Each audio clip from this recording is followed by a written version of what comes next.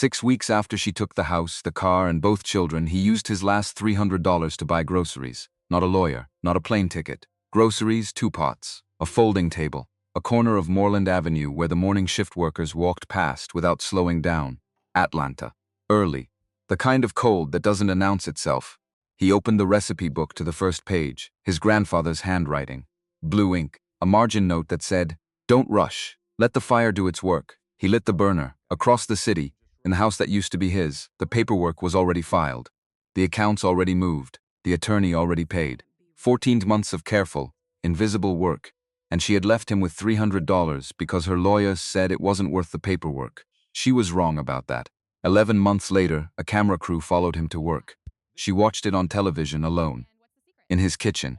6 weeks after Vanessa Carter took the house, the car, and both children, Harold Reed used his last $300 to buy groceries. Not a lawyer, not a plane ticket. Groceries, 2 pots, a folding table, a corner of Moreland Avenue where the morning shift workers walked past without slowing down. Atlanta, early. The kind of cold that doesn't announce itself. It just arrives and stays until you stop noticing it. He opened the recipe book to the first page, his grandfather's handwriting, blue ink. A margin note that read, "Don't rush. Let the fire do its work." He lit the burner. Across the city, in the house that used to be his, the paperwork was already filed. The accounts already moved. The attorney already paid. 14 months of careful, invisible work. And she had left him with $300 because her lawyer said it wasn't worth the paperwork. She was wrong about that. 9 months later, a camera crew followed him to work. She watched it on television, alone, in his kitchen. Harold Reed grew up in Memphis, Tennessee, in a house on Vine Street that smelled like cast iron and wood smoke, and something sweet underneath that he could never name, but would recognize anywhere for the rest of his life. The house belonged to his grandfather, Raymond Harris, born 1938, lived in that same house for 44 years, cooked in that same kitchen every single day without exception, without complaint, without asking anyone's permission to do it. Raymond Harris was not a restaurant chef. He was a retired electrician with hands that had spent 30 years rewiring buildings across Shelby County. But the kitchen was his cathedral, and on Saturday mornings, from the time Harold could remember anything at all, that kitchen was where the whole neighborhood ended up. Raymond cooked for anyone who showed up. He didn't ask questions, didn't take money, didn't turn a single person away from that screen door on a Saturday morning, no matter what they looked like, or where they came from, or how much trouble was written across their face. He put food on the porch table and let the morning do the rest. Neighbors came. People from 2 streets over came. Men Harold had never seen before and never saw again came, sat on the porch steps, ate without speaking, and left looking like something tight in their chest had loosened just enough to get through the next few days. Raymond kept a recipe book, brown leather cover worn soft from decades of hands on it, every page written in blue ink in Raymond's careful, deliberate script. 178 pages. 31 years of cooking recorded 1 dish at a time, notes in the margins, adjustments written in smaller letters, the kind of notes a man writes when he's talking to himself at 6 in the morning and doesn't expect anyone else to read them.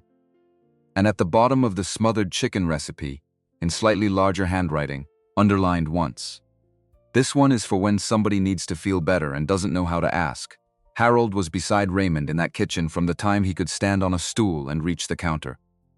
5 years old, holding a wooden spoon too large for his hand, stirring a pot he couldn't see into properly.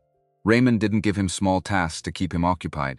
He gave him real ones. Stir this, taste that, tell me what's missing.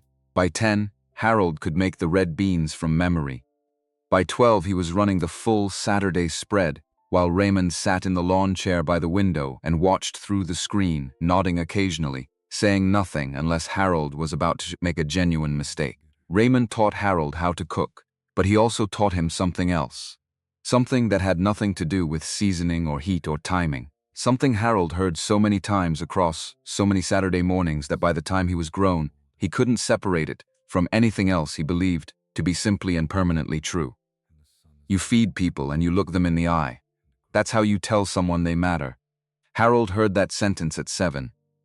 He heard it at 17. He heard it the last morning he spent in that kitchen before he left Memphis at 23, and drove to Atlanta with everything he owned in a borrowed truck, the recipe book riding on the passenger seat beside him. He opened it often in the first years. Cooked his way through the first third on weekends, when he wasn't working double shifts at the restaurant on Peachtree Street. Then he opened it less, then not at all after Raymond's health started failing and the phone calls from Memphis began carrying a different weight each time. Raymond Harris died on a Tuesday morning in February, 4 years before this story begins. 79 years old, in the house on Vine Street, in the bed 12 feet from the kitchen where he had fed half a neighborhood for 3 decades. Harold flew home for the funeral. He sat in that kitchen for 2 hours after everyone else had gone. He didn't cook. He didn't open the recipe book. He sat at the kitchen table and looked at the stove and the counter and the wooden spoon, still hanging from the hook by the window, and tried to understand how a room could hold so much of a person after that person was gone. He flew back to Atlanta the next morning. He put the recipe book on the shelf in his kitchen. He did not open it again, not once in 4 years, not until the night everything else was taken. Harold met Vanessa Carter when he was 26 years old. She was 29, commercial loan officer at a bank in Buckhead. She wore good suits and listened when Harold talked and remembered specific things. He said 3 conversations later and brought them back with precision. She had a plan for everything. That was what Harold noticed first, and what he found genuinely compelling about her. Vanessa always had a plan. She moved through the world like someone who had already thought 6 steps ahead and was simply waiting for everyone else to catch up. They married when Harold was 28. Small ceremony, 38 guests. Harold cooked the entire reception dinner himself because he wanted to, and because Vanessa said it would feel more personal than a catered event. She was right about that. The food was extraordinary and her colleagues talked about it for weeks. They told Vanessa she should have her husband open a restaurant. She laughed and changed the subject. Harold didn't notice at the time. They had 2 children. James, born when Harold was 29. Lisa, born when Harold was 32. Harold stopped working at the restaurant when James was born. Vanessa had suggested it practically and without sentiment. The math was straightforward. Childcare in Atlanta cost more per month than Harold's salary after taxes. Vanessa made enough for both of them. It made sense for Harold to stay home. He agreed. He would raise the children and manage the house and cook, and Vanessa would handle the income and the accounts. And this would be a functional division of a shared life. 2 years after James was born, Vanessa suggested taking over the finances entirely. You focus on the kids. I'll handle the accounts. Harold agreed. She worked with numbers every day. She understood compound interest and mortgage structures in ways Harold had never needed to understand. There was no reason not to trust the woman he had built a family beside. 3 years after that, Vanessa said the house should go into her name alone for the mortgage refinancing. Just a technicality. The loan terms are better with a single borrower, and my credit profile is cleaner for this type of instrument. Harold signed the papers. He was standing in the kitchen when he signed them. He remembered the pen in his hand. He did not remember anyone explaining what he was signing away. That was how it worked. Each step had a reason. Each reason was practical. Each signature came in the middle of a normal evening while Harold was doing something ordinary, cooking dinner, folding laundry, sitting at the kitchen table helping with homework while something simmered on the stove. The steps were small. The gaps between them were months, sometimes years. You don't feel the ground shifting when it moves that slowly. You just wake up one morning and discover you're standing somewhere entirely different than you thought you were, and you have no documentation to prove you were ever anywhere else. Vanessa was exceptional at one specific thing above everything else. She controlled the picture. In front of friends, the attentive and supportive wife. In front of bank colleagues, the provider, the professional, the woman who had built something stable.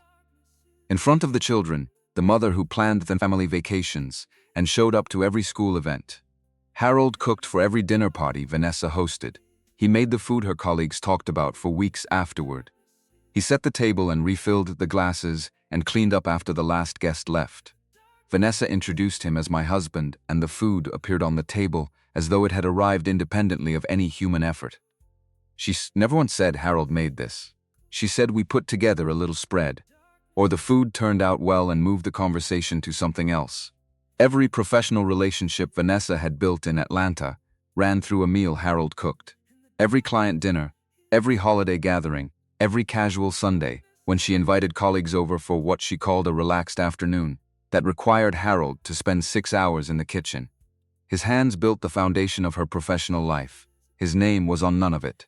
Not on the bank accounts, not on the mortgage, not on the investment portfolio, not on the car title, not on the credit cards. 12 years of cooking and raising 2 children, and hosting every dinner and managing every household detail, and his did not appear on a single document that carried any legal weight. He didn't notice. That's the true and terrible thing about control, applied slowly over a long period of time. You trust the person applying it. And so you sign the papers and agree to the arrangements, and believe in the logic of each individual step, right up until the morning you find yourself with nothing in your name, and no paper trail to argue otherwise. Vanessa began planning the divorce 14 months before Harold knew anything was wrong. She hired Victor Bryant, 55 years old, family asset attorney office on Roswell Road in Sandy Springs. Bryant had practiced family law for 26 years and had a reputation in Atlanta's legal community as someone who treated divorce cases the way an engineer approaches a load-bearing structure. He didn't deal in emotion. He dealt in architecture. Where are the weak points? How do you build something that holds under pressure? In March of the year before the papers were served, Bryant restructured the mortgage.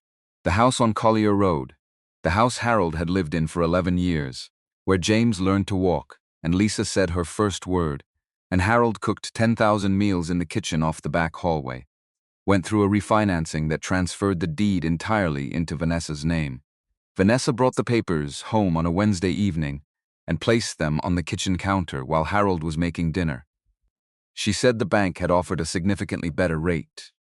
She said it would save them close to $400 a month. She said he just needed to sign the last 2 pages. He signed. He remembered the pen in his hand. He did not remember anyone explaining what those 2 pages actually said. In June, Bryant moved the joint savings account. $41,000 transferred to an individual account in Vanessa's name at a different branch. The monthly statements stopped coming to the house. Harold didn't notice because he hadn't looked at a bank statement in 6 years. Vanessa handled the finances. That was their arrangement in September. The investment account was restructured into a trust naming Vanessa as sole beneficiary. In November, the car title was updated to Vanessa's name only. In January, the credit cards carrying Harold's name were closed. Fraud alert on the account, Vanessa explained, and the replacements came in her name alone. Harold never saw them. 14 months, 7 documents. Every one of them signed or processed while Harold cooked dinner and helped James with his science project, and drove Lisa to her Saturday art class and trusted, without reservation, the woman he had believed in for 12 years. The papers arrived on a Thursday afternoon in April. Harold was in the kitchen. He had just turned off the stove. He was standing at the counter with a dish towel in his hands when he heard Vanessa come through the front door. She set the envelope on the counter between the salt shaker and the bowl of fruit. She was still in her work clothes, her bag still over her shoulder, her face composed in the way it always was when she had already processed something and was waiting for everyone else to catch up. Harold picked up the envelope. He opened it. He read the first page standing at the counter. He did not sit down. He stood in the kitchen that was no longer legally his, in the house that was no longer legally his, and read every page of the 23-page document from the first line to the last. He read about the dissolution of the marriage. He read about the custody petition. He read about the asset distribution, which was precisely what it sounds like when all assets have been legally transferred into a single name before the filing date. He read about the financial records that would be submitted to the court. Records showing Vanessa as the sole provider and Harold as a dependent with no independent income, no individual bank accounts, no employment history for 10 years, and no assets in his own name. He read all 23 pages. Then he set them down on the counter exactly where the envelope had been. He looked at Vanessa. She was standing in the doorway between the kitchen and the hallway, watching him read. Neither of them spoke. The silence in that kitchen was the kind that comes after. Something has already been decided and both people in the room know it. Harold put the dish towel on the counter. He walked out of the kitchen. The custody hearing took 6 weeks. Bryant's team moved fast because they had been moving for 14 months already, and the groundwork was complete. Bryant filed for primary custody of both children. The argument was methodical and brutal in its simplicity. Harold had no income, no individual bank account, no employment history for the past decade, no assets in his name, no credit history. On paper, Harold Reed did not exist as an independent financial entity. On paper, he was a man who had spent 12 years inside someone else's financial life and had nothing to show for it. Bryant presented financial records showing Vanessa as the sole provider across 12 years. He presented the mortgage in Vanessa's name, the bank accounts in Vanessa's name, 2 children who needed stability, and a mother with a salary of $151,000 a year and a house with 2 bedrooms and a yard. He presented Harold as the absence of all of that. The judge granted Vanessa temporary primary custody of James and Lisa, pending the completion of divorce proceedings. Temporary. The word didn't feel temporary to Harold. It felt like something closing. Not a door, something heavier. Something that doesn't open again from the outside. He packed 1 suitcase that Friday morning. He took his clothes. He took the recipe book from the shelf above the microwave. He took the photograph tucked inside the front cover. Raymond Harris. Standing in front of the kitchen on Vine Street, 1985. 47 years old, white apron, hands dusted with flour, smiling like he knew something nobody else had figured out yet. There was $300 left in an old checking account that neither Vanessa nor Victor Bryant had located. The account had been opened in the first year of the marriage under the name of Harold's great-aunt, Dorothy Reed, with Harold listed as a secondary account holder. Dorothy had died 3 years earlier, and the account had never been formally closed. On the bank's system, it displayed under D. Reed, H. Reed, not Harold Reed alone. Bryant had run his financial search on Harold Reed and the account hadn't surfaced. The balance was $300. Even if it had surfaced, Bryant's assessment would have been the same as it turned out to be when he learned of it later. $300 is not a material asset. Not worth the paper worth. $300 was the one thing they missed. It was the one thing that mattered. Darnell Cooper pulled up at 10:15 in the morning. Brown sedan, engine running. Darnell was 41 years old, a night shift nurse at Grady Memorial. Working 7 in the evening to 7 in the morning 4 nights a week. He and Harold had been close for 11 years, since Harold's second year in Atlanta. Back when they were both in the same building on Ponce de Leon and Harold used to leave food outside Darnell's door on nights. Darnell came home from a double shift too tired to cook. Darnell didn't get out of the car. He didn't need to. Harold came down the front steps with a suitcase, put it in the back seat, got in and closed the door. Darnell pulled away from the curb. Harold didn't look back at the house. He looked at the recipe book on his lap. Brown leather cover, blue ink inside. 178 pages. A photograph of a man in a white apron tucked inside the front cover. No house, no car, no children beside him. No credit, no employment history, no account with his name on it. No paper trail proving that 12 years of his life had been real, and had mattered, and had built something worth taking. She took the house. She took the car. She took the children. She took 12 years of his hands in that kitchen and erased them from every document that existed. She left him with $300 and a recipe book. She thought she'd left him with nothing. Darnell's apartment was on Glenwood Avenue in East Atlanta. 2 bedrooms, a kitchen that always smelled like coffee brewed 12 hours earlier, a living room with a gray couch, and a window looking out over the parking lot. Harold slept on the couch. A blanket from the hall closet, a pillow from the spare room, the $300 in an envelope inside his bag on the floor. The first 3 days, Harold didn't leave the apartment. He didn't eat much. He sat by the window and watched the parking lot and the street, and the people walking to wherever they needed to be, and he thought about the voicemail from James he hadn't returned yet. James asking when his dad was coming back. James saying Lisa kept asking too. He couldn't tell his son he was coming back, because he didn't know if that was true. He couldn't tell him he was fine because he was sitting on a borrowed couch with $300 and no honest answer to offer anyone. He put the phone face down on the cushion. 3 days of nothing. 3 days of sitting and not calling, and trying to work out what the sequence of events was supposed to be from here. No employment history for a decade. No credit score worth mentioning. No professional references in food that weren't 12 years old. No assets. No savings. No plan. The 4th night, Harold couldn't sleep. Darnell was at work. The apartment was dark and quiet except for the occasional sound of a car on Glenwood Avenue. Harold lay on the couch staring at the ceiling and tried to figure out what the next move was supposed to be, and nothing came. Nothing concrete, nothing actionable. Just the ceiling and the dark and the weight of 12 years condensed into a single suitcase on the floor. He sat up. He reached into the bag beside the couch and pulled out the recipe book. He held it without opening it. The leather was exactly as he remembered. Worn and specific in the way objects become specific when they've been touched by the same hands for a very long time. He had carried it from Memphis to Atlanta 16 years ago. He had put it on the shelf in 7 different apartments and 2 different houses. He had opened it constantly in the first years, and then less, and then not at all.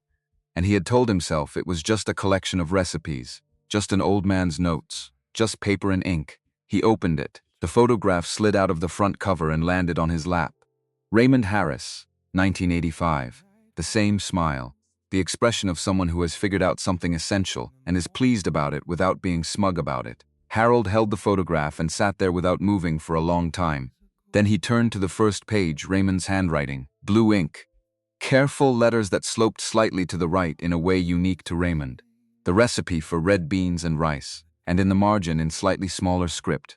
Don't rush the roux. Let the fire do its works. Harold turned the page. Fried catfish. And beside the measurements, more salt at the end. Always at the end, he turned another page. Smothered chicken. At the bottom, underlined once. This one is for when somebody needs to feel better and doesn't know how to ask. Every page had a note. Every note sounded like Raymond standing next to him in that dark apartment and talking to him the way Raymond had always talked. Not loudly, not dramatically, just steady and certain and present. The way some people are present even in rooms they haven't been in for years. Harold closed the book. He held it against his chest for a while, then he got up. He was in the kitchen when Darnell came home at 7:15 in the morning. The burners were on. The apartment smelled like brown butter and cast iron, and the warm particular current of a kitchen that has been working. Not the generic smell of food. Something more specific to this family, this book, this set of hands learning the same movements from the same source across 2 generations. Darnell stood in the doorway in his scrubs with his work bag still on his shoulder and looked at Harold standing at the stove. Neither of them said anything for a moment. Harold spoke first. I need to find somewhere to sell this. Darnell set his bag down. I know a Saturday market. Harold divided the $300 on the kitchen table that afternoon. $85 for the food handler's permit and a temporary vendor license from Fulton County. $140 for ingredients. $40 for containers, foil trays, plastic forks, paper napkins. $35 left as a buffer that wouldn't buffer much but was better than nothing. He took the number 14 bus to the Fulton County Health Department on a Tuesday morning. Stood in line for 2 hours. Paid the $85. Received a card, a permit number, and a 2-sided sheet listing what he was and was not permitted to do under Georgia food safety regulations. He read it twice on the bus home. He bought the ingredients at the discount grocery on Memorial Drive. Chicken thighs, rice in a 10-pound bag, dried red beans, cooking oil, spices, foil trays from the restaurant supply store on Moreland, 40 containers, a sleeve of plastic forks, a stack of napkins. He carried everything back on the number 21 bus. He cooked Thursday night in Darnell's kitchen, preparing what he could in advance. He worked from the recipe book, open on the counter, to the pages he knew best: smothered chicken, red beans. He worked slowly and without rushing, because rushing a dish before it was ready produced a dish that tasted like a rush, and Raymond had never rushed a dish in his life. Saturday morning, 5:45. Harold loaded 2 large pots and a folding table borrowed from Greater Hope Baptist Church, Darnell's church, where Harold had attended 3 times in the past year. Onto the number 21 bus. 9 stops to the East Atlanta Village Community Market on Flat Shoals Avenue. He set up at the far end of the vendor row, between a woman selling handmade candles and a man selling custom cutting boards. The other vendors had branded canopies and printed tablecloths and banner stands. They had credit card readers and professional labels and full infrastructure of small business ownership that Harold had never built and didn't currently have. Harold had a folding table, 2 pots, 40 foil containers, a piece of cardboard cut flat and written on in black marker with his prices and what he was serving. 6 in the morning to 9 in the morning, he sold 4 containers. People walked past. Some slowed. Some looked at the handwritten cardboard without a canopy and kept walking. Harold stood behind the table and didn't call out to anyone. He didn't wave people over or pitch his food. He stood there and waited and trusted what was in those containers. The food doesn't need to sell itself by being loud. It sells itself by being good. That was Raymond's understanding, and Harold had inherited it completely. At 11:40, a woman stopped. She was somewhere in her middle 50s. Church hat, good coat, a Sunday morning quality to how she was put together, even though it was a Saturday. She looked at the cardboard. She looked at Harold. She bought 1 container, opened it right there at the table, and stood in the November morning air and ate. She didn't say anything for close to a minute. Then she looked at Harold with an expression he recognized. The expression of someone who has just tasted something that matches a very old memory precisely. Her voice was quiet and certain. "This tastes like my grandmother's kitchen." She bought 3 more containers, asked Harold his name. Asked if he'd be here next Saturday. He told her yes. By 2 in the afternoon, Harold had sold 19 containers at $5 each, $95. Minus the 48 he'd spent on ingredients and supplies for the day. $47 on the bus ride back to Glenwood Avenue. $47. Not enough for rent. Not enough for a deposit anywhere. Not enough for anything except ingredients for next Saturday. But a woman had come back for more, and she had said it tasted like her grandmother's kitchen. That was the number that mattered. That was the only number that mattered. Not $47 on the left side of the ledger, but one woman who had recognized something true in a foil container on a folding table on a Saturday morning in November. Harold Reed understood, standing on that bus with the empty pots at his feet, that this was the thing you built from. Not capital, not infrastructure, not a business plan. A person who came back. Week 2, 28 containers. Week 3, 35. Week 4, 40 containers, sold out before 1 in the afternoon. The numbers didn't jump. They climbed the way a good fire builds, slowly without drama, adding heat in a consistent and sustainable direction. Harold noticed the same faces reappearing. The woman in the church hat came back the second Saturday and brought her neighbor. Men work boots started coming every week and buying 2 containers. A group of young people from the neighborhood found the table on the third Saturday and stood eating directly from the trays on the sidewalk. Then a problem appeared. Harold was cooking in Darnell's kitchen. Under Georgia's cottage food regulations, certain home kitchen foods could be sold to consumers legally: baked goods, some preserves, shelf-stable items. But prepared meals with meat and rice and fresh ingredients sold at public markets, those required a licensed commercial kitchen, inspected, certified. Harold had been selling for 4 weeks. He had been in violation of the health code for 4 weeks without knowing it. He found out at the public library on Ponce de Leon Avenue on a Wednesday afternoon. No laptop, no internet in the apartment. He sat at a library computer for 3 hours and read the Georgia Department of Agricultural cottage food regulations line by line. Then the Fulton County Food Service regulations. Then he searched for licensed shared-use commercial kitchen facilities in Atlanta. $15 to $25 an hour. He did the math on the back of a grocery receipt. 4 hours of cooking per week at $15 an hour was $60. He would need to sell at least 25 containers just to cover the kitchen rental, before ingredients and bus fare and supplies. A food truck would solve everything. Cook and sell from the same vehicle. Go where the customers were. He searched for used food trucks, $20,000 to $40,000 for something that ran. He closed that tab. He didn't have $20,000. He had $47 a week and a folding table. So he registered for 3 markets instead of 1. Grant Park on Tuesdays, Kirkwood on Thursdays, East Atlanta Village on Saturdays, and he started asking Darnell about commercial kitchen options. Darnell mentioned Greater Hope Baptist Church. Pastor Angela Young had been running the church on Jonesboro Road for 22 years, and the building had a certified commercial kitchen in the basement that she rented to small vendors on a sliding scale. $15 an hour for first-time renters. Available Monday through Wednesday mornings. Harold called the church office on a Thursday and booked his first session for the following Monday. The first Monday, he arrived at 4 in the morning, let himself in with the code the church secretary had given him, and stood in the kitchen looking at the commercial range and the prep counter and the walk-in refrigerator. He thought about Raymond's Kitchen on Vine Street. Never anything's as official as this. Never anything certified or inspected.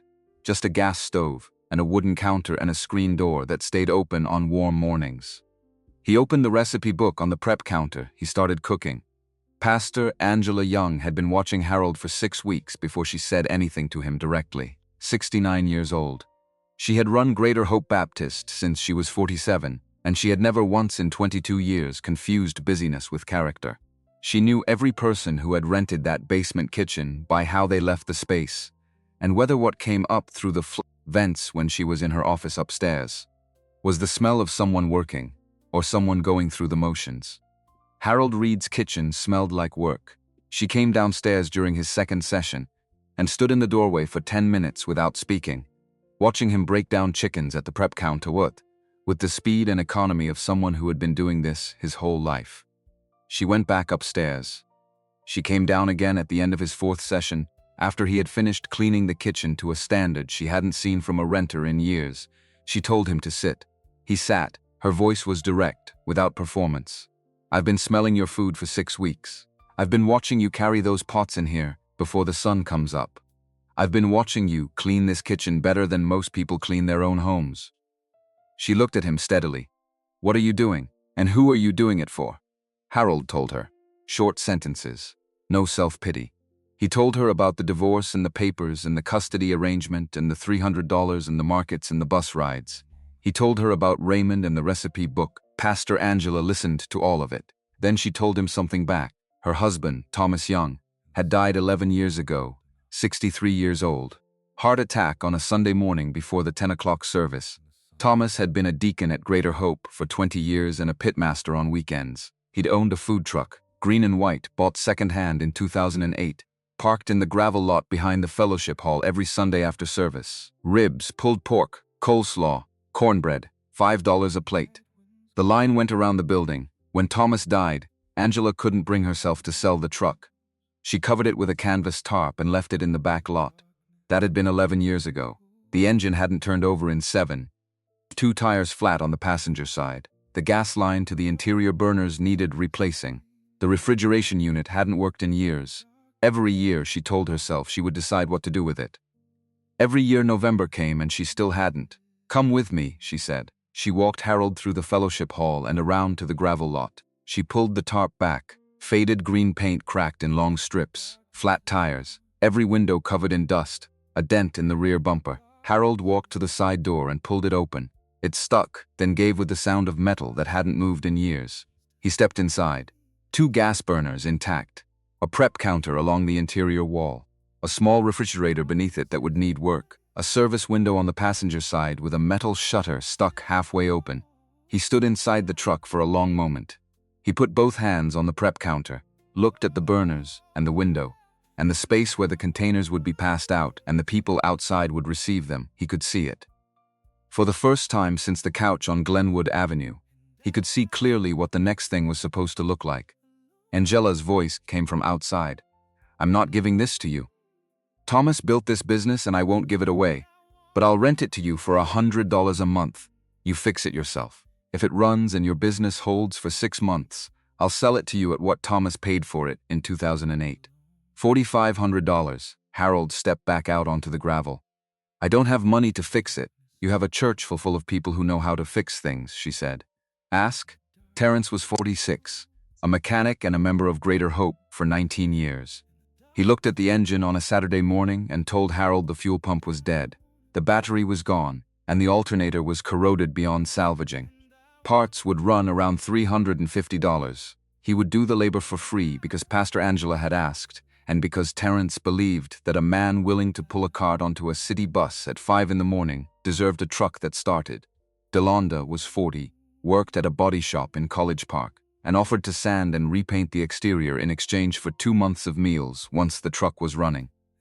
Harold agreed. The parts cost $347. Harold paid from 5 weeks of market earnings, setting aside a fixed amount each week. Terrence worked 3 consecutive Saturdays. Delonda came in the evenings after her regular shifts, working under the lot's exterior lights. 3 weeks from the first Saturday, Terrence opened the hood to the afternoon. The engine turned over for the first time in 7 years. New tires, reconnected gas line, a replacement compressor for the refrigeration unit ordered and installed on the 4th Saturday. Delonda painted the exterior in deep brown that dried to the color of good cast iron. Then she handed Harold the gold paint and stepped back. He cut the letters from cardboard and taped them to the panel one at a time. Painted over them slowly, pulling the stencil away while the paint was still wet. The letters dried bold and permanent against the brown. Raymond's table, his grandfather's name, on a truck that ran, in a gravel lot behind a church on Jonesboro Road in southeast Atlanta. Harold stood in front of it for a few minutes after the last coat dried. He didn't say anything. He looked at the name and the service window and the road beyond the lot that went in every direction. He reached into his jacket and took out the photograph. Raymond Harris, 1985. White apron, flour-dusted hands. That same expression. the one that looked like someone who had worked out something essential and was at peace about it. Harold went inside the truck. He taped the photograph to the wall beside the service window, where he would see it every time he looked up from the prep counter. Then he turned on both burners. The flame caught even and clean. He put his hands on the counter. He opened the recipe book. He started cooking. The first morning, Raymond's table operated as a real business. Not a folding table at a Saturday market.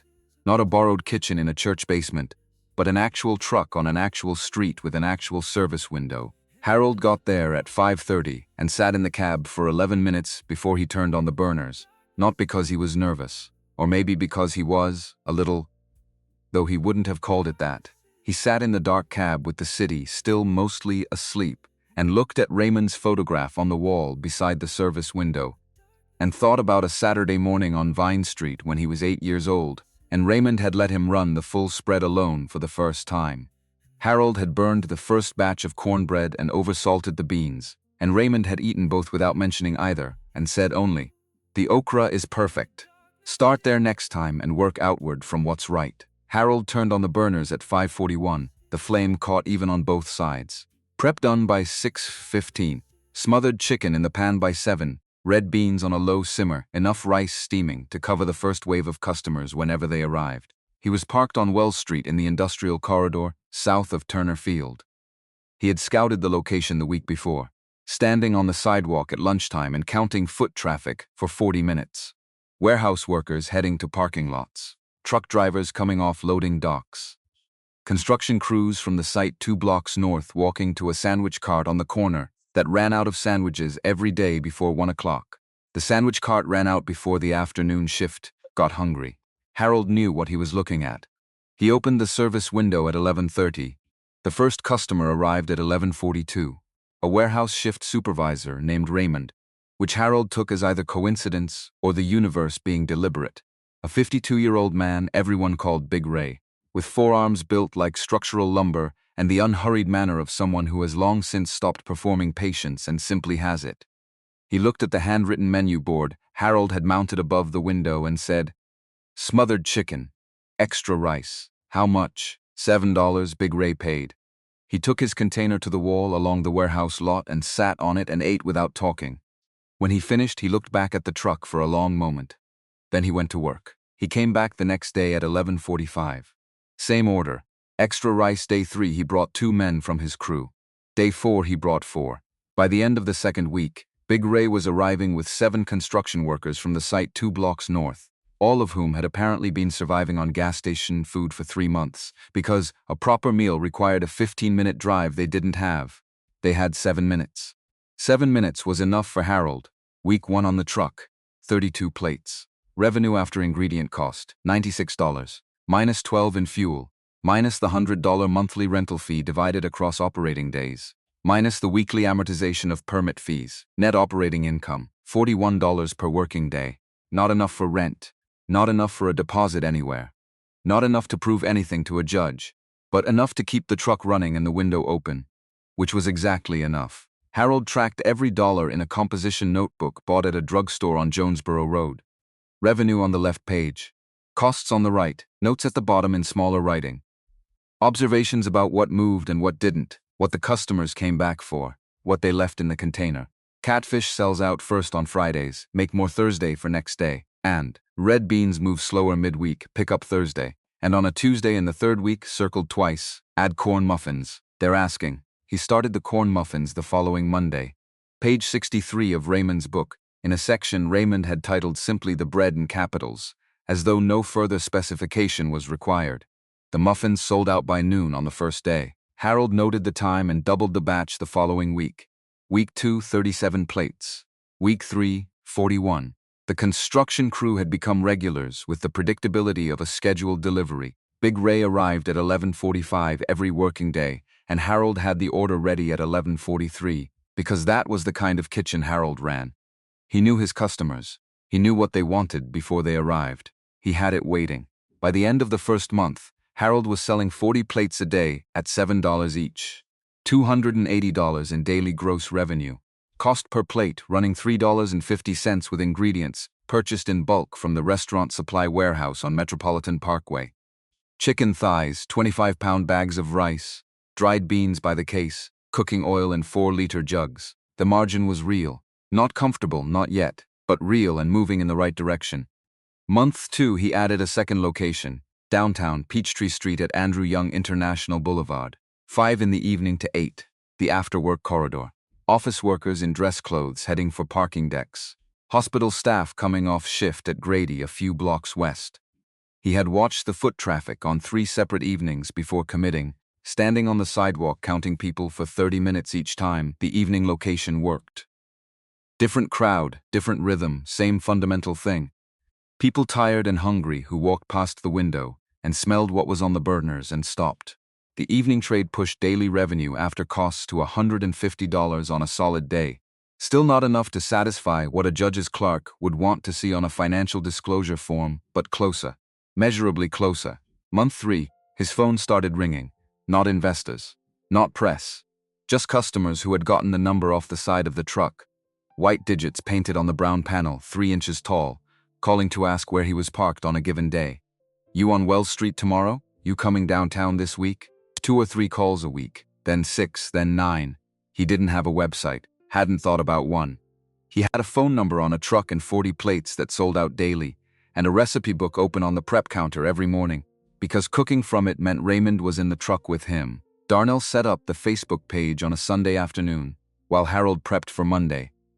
Just his phone as a camera, a photograph of the truck on Wells Street with the service window open. The name, Raymond's Table, the menu in the first post. Daily location updates going forward starting at 5 in the morning, 400 followers within 2 weeks, 1,200 within a month. People sharing posts, tagging friends, photographing their containers with captions. Harold read in the evenings at the studio apartment on Memorial Drive. The apartment he had signed a lease for in month 2, $850 a month. His name on the contract, his name on the mailbox, the first document with his name on it that had mattered in a long time. Best soul food in Atlanta, no question. And, this tastes like something my grandfather would have made on a Sunday. And I drove from Marietta to try this and I'm going back Thursday. $200 a day, consistent. 6 days a week. $1,200 a week before taxes. Harold kept writing in the composition notebook every night without missing a session, tracking every dollar in and out the way Raymond had tracked every recipe, carefully, in ink, without shortcuts. The custody arrangement allowed Harold 2 afternoon visits per week and every other weekend. He brought food to every single visit, packed it in foil containers the same way he packed orders for customers, sealed with tape so nothing spilled, carried in a cloth bag over his shoulder on the bus to Collier Road. He handed the bag to James at the door, because Harold was not permitted inside the house that used to be his. He sat on the porch steps, and the children came out, and they ate together in the open air. Lisa said the same thing every time, with the certainty of someone making a statement of fact rather than offering a compliment. This is the best food in the world, Dad. James ate with focus and didn't volunteer much. But one afternoon, between bites, he spoke in the low and careful voice of a 10-year-old who had been thinking about how to phrase something for a while. Mom asked why you're selling food out of a truck. Harold looked at his son. What did you tell her? James considered the container in his hands. I told her it was really good. That was the answer of a boy who had more loyalty and more sense than the adults in his life deserved right then. Vanessa was asking the children questions. Harold understood this gradually, through the accumulation of small details across multiple visits. Where does he park? How many customers does he usually have? Does anyone help him? The questions sounded casual. They were not casual. Vanessa was building a picture and using the children to fill in what she couldn't see from where she was standing. Harold didn't know the full extent of it yet. He found out eventually, from a direction he hadn't anticipated. Monica Reed had been calling Harold every week since 2 months after the divorce papers were served. She was 35 years old. Vanessa's younger sister. She lived in a townhouse in Smyrna. She had bought 3 years earlier, a 2-bedroom place she had been slowly fixing up on weekends, the kind of home a person buys when they're ready to stop moving and start putting something down. The mortgage carried a balance of $183,000. Vanessa had co-signed the original loan because Monica's credit score at the time had been solid, but not quite sufficient for the loan amount alone. With Vanessa's name on the agreement, the terms came through without issue, Monica had reached out to Harold shortly after the proceedings began. She called on a Wednesday evening, when Harold was still on Darnell's couch, and said she was sorry for what was happening, and that she didn't agree with how Vanessa had handled any of it, and that family was family regardless of what legal papers said. She asked if there was anything she could do. Harold had been cautious at first. Monica was Vanessa's sister. That didn't go away because she was saying the right things on the phone. But she came to the truck on a Thursday in the second month and helped wipe down the prep counter and window after the lunch rush without being asked and without making it a production. She brought a case of napkins and a box of disposable gloves from a wholesale club the following week. She asked how the hearing went in plain language and listened to the answer without redirecting it toward herself. Harold began to trust her. Not fully, not in the way he had trusted Vanessa, but enough. She was showing up consistently. She was asking useful questions and offering practical help. She seemed to simply be a person trying to do right by someone she believed had been wronged. He was wrong about what was actually happening, 6 months before the divorce papers were served. While Harold was still in the house on Collier Road, Vanessa had called Monica. The conversation lasted less than 4 minutes. Vanessa didn't threaten. She didn't raise her voice. She stated, in the flat language of someone communicating a decision rather than negotiating one, that she expected Monica to keep her informed about Harold's situation as proceedings developed, and that if Monica chose not to, Vanessa would remove her name from the mortgage co-signing agreement. Monica knew exactly what that meant. She ran the numbers that same night. Without Vanessa's name on the loan, her current credit profile would not independently support the mortgage. The bank would reassess. She would likely lose the house she had spent 3 years working toward. She sat with that calculation for a long time. She didn't like any part of it, but she arrived at a conclusion. She could not afford to lose the house, so she called Harold every week. She asked careful, natural-sounding questions. She reported what she learned to Vanessa within minutes of hanging up. She told herself she was only passing along general information, nothing that would be used as a weapon. She told herself Harold would be fine regardless. She told herself a lot of things in the evenings, after sending those messages, sitting in her car in whatever parking lot she happened to be in, not quite ready to go inside anywhere. The first message had been about the truck. She had called Harold on a Thursday, and he had mentioned buying Raymond's table. 22 minutes after they hung up, she sent Vanessa a text. He got a food truck, named it after the grandfather, parked on Wells Street for lunch. She sat in her car for 16 minutes after sending it. The second message had been about the custody filing. Harold had mentioned the joint custody motion and the attorney's name during a Wednesday call. She sent Vanessa the information within the hour. She sat in her car for 24 minutes that time. By the 5th month, she had begun leaving things out of the reports. Small details first, then less peripheral things. She didn't analyze why. She told herself she was being judicious about relevance. But the truth was the gap between who she was presenting herself as to Harold and who she was actually being had become harder to sustain, and leaving things out was the only way she had found to manage it without fully confronting what she was doing. The week Denise Walters came to the truck, Monica called Harold on a Wednesday, and the conversation covered the usual ground. Business, the kids, the apartment. And then Monica asked a question she hadn't asked before. Someone mentioned a reporter came by the truck. "What's that about?" Harold told her. A local news segment about small business owners in Atlanta. Denise had approached him as a customer first, then asked about being featured in a series she was producing. Nothing about the divorce or the custody situation. Just the food. Just the story of how he started. Monica said that sounded wonderful. She said she was proud of what Harold was building. She sent Vanessa a text 14 minutes later with the reporter's name, the station, the subject of the series, and the filming timeline. She typed it sitting in the parking lot of a grocery store in Smyrna, engine running, watching the automatic doors open and close for people doing nothing more complicated than buying milk and going home. She sat there for 31 minutes. She drove home without going inside the store. Vanessa received Monica's message at 7:48 in the evening. She read it twice. Then she called Victor Bryant. Bryant was near the end of his dinner when the call came in. He listened to what Vanessa had and was quiet for a moment, organizing his approach before articulating it. A news segment about the food truck doesn't create legal exposure on its own. But if the reporter frames it within the context of the divorce, Vanessa cut through it.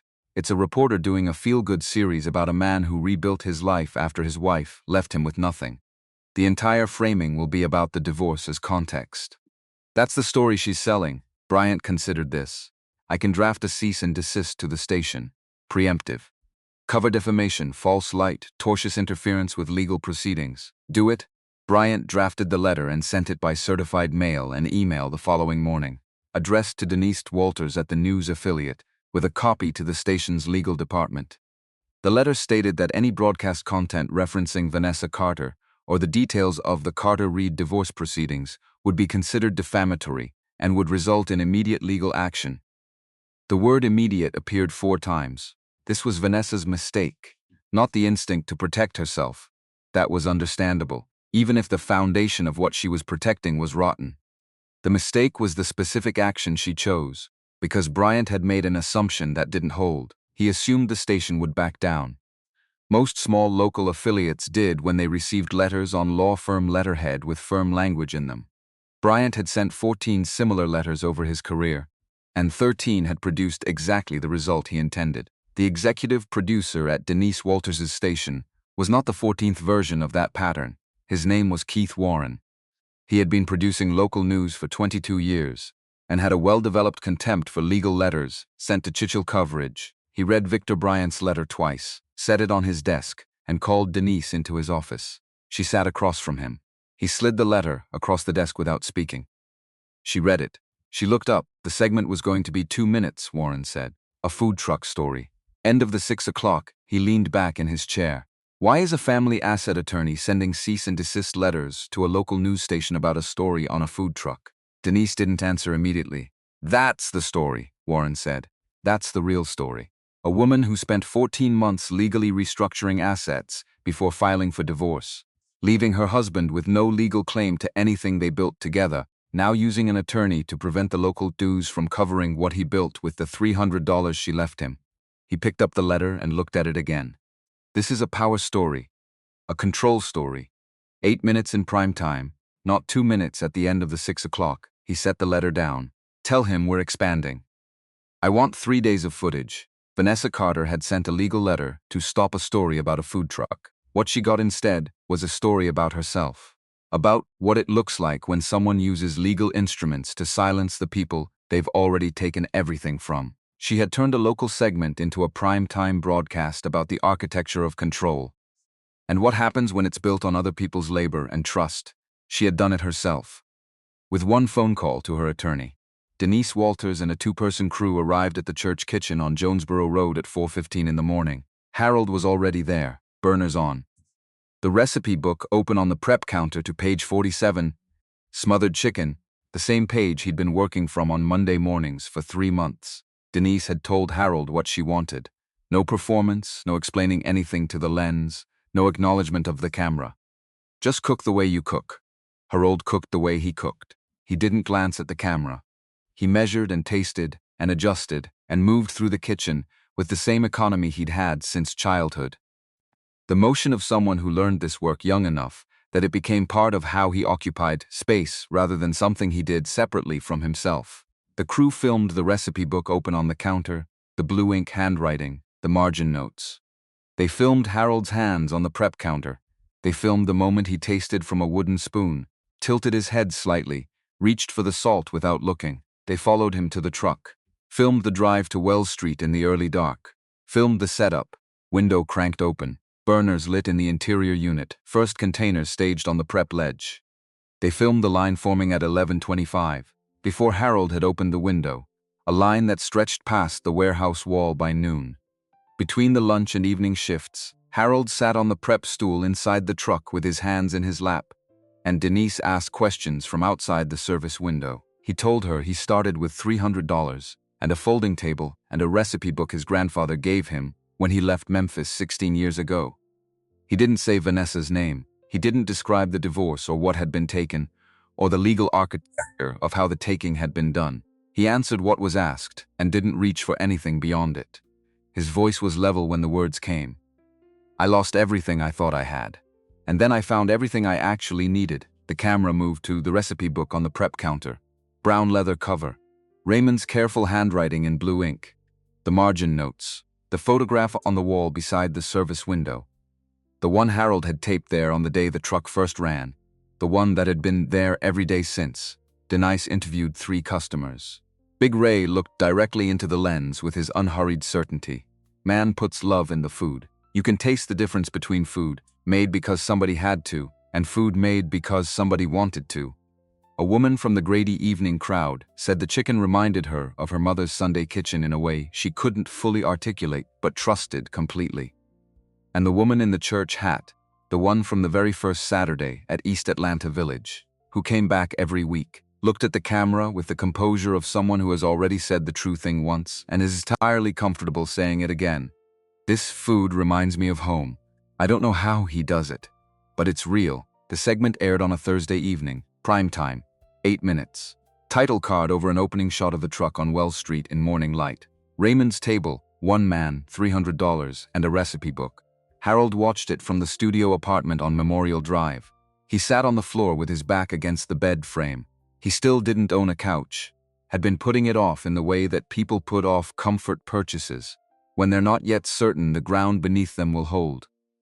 And the composition notebook was on his knee from habit, and he watched 8 minutes of his own life, presented back through the lens of someone who had recognized what it meant before he fully had.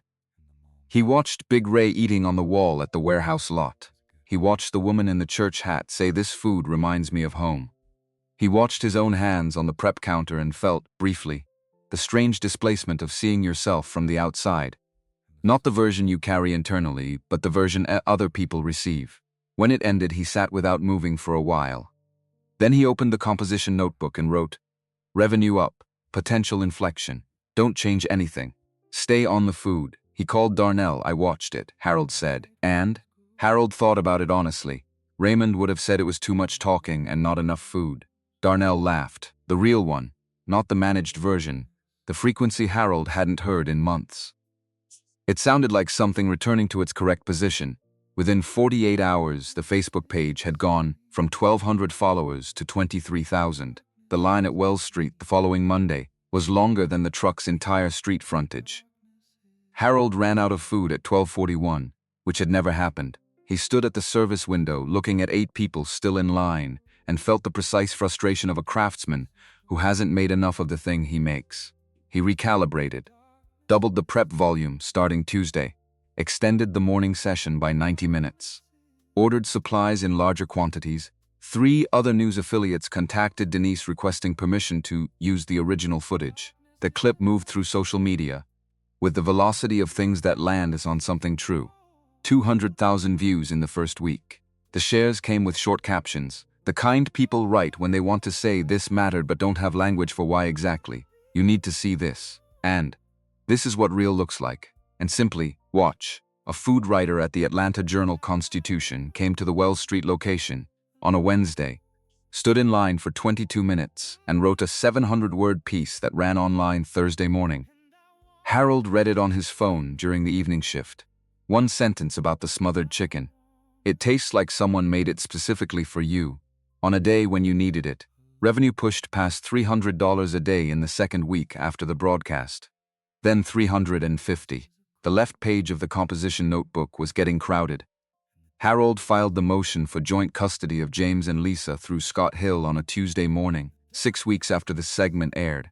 Scott Hill was 33, in his 3rd year at Atlanta Legal Aid's Family Law Division.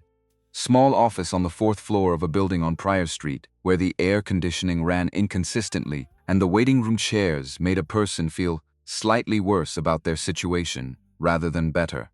He had handled 49 custody cases in 3 years.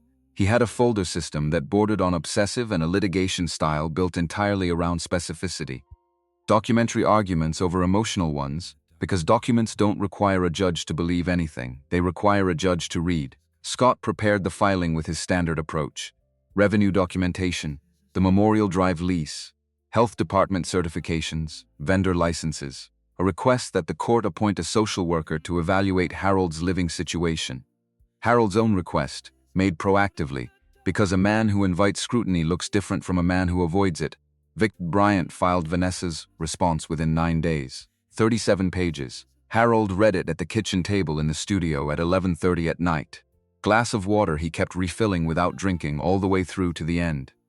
Bryant had taken the television segment, the Facebook growth, the AJC article, and constructed an argument that Harold had prioritized public attention over parental stability.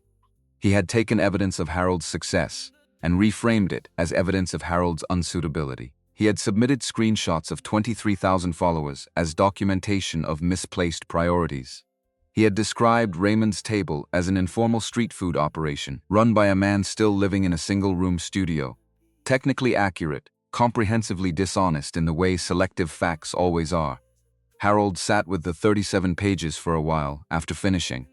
Then he opened the composition notebook and wrote down everything he needed to get to Scott Hill by Friday. It was a long list. He wrote it carefully. He wrote it in the same blue ink Raymond had used. The courtroom on Pryor Street had the quality of rooms where consequential things happen without ceremony. Fluorescent light. Wooden furniture worn smooth by years of people in difficult situations leaning on it. A raised bench, a flag, a seal on the wall that had been there longer than anyone currently in the room. Harold sat at the left table. Vanessa sat at the right. They did not look at each other. Victor Bryant went first. 55 years old and built for courtrooms in the way certain people are built for specific environments. Not physically imposing, but organizationally formidable. He moved through the argument methodically, without emotion, each point connecting cleanly to the next. He presented the television segment as Exhibit A. He presented the Facebook growth as evidence of Harold prioritizing public profile over private stability. He presented the fact that Harold had lived on a friend's couch for the first 2 months following the separation. He presented the studio apartment as insufficient space for 2 children. He did not mention that Harold had a food handler's permit, did not mention the commercial kitchen certification, did not mention the truck lease agreement or the vendor license or the 4 months of clean tax filings, did not mention the court-appointed social worker's report. He mentioned none of those things because each of them would have required him to describe Harold as what Harold actually was: a functioning small business owner with documented income and a clean, inspected living space and written endorsements from the community where he worked. Mentioning them would have dismantled the argument he was making. Scott Hill went second, younger than Bryant by 22 years, wearing a suit that had been pressed but would never win awards. He set his folder on the table and opened it, and presented documents in the patient, systematic sequence of someone who has arranged his evidence in the exact order that makes the most sense when received consecutively. 5 months of self-employment tax filings, revenue increasing in every single reporting period.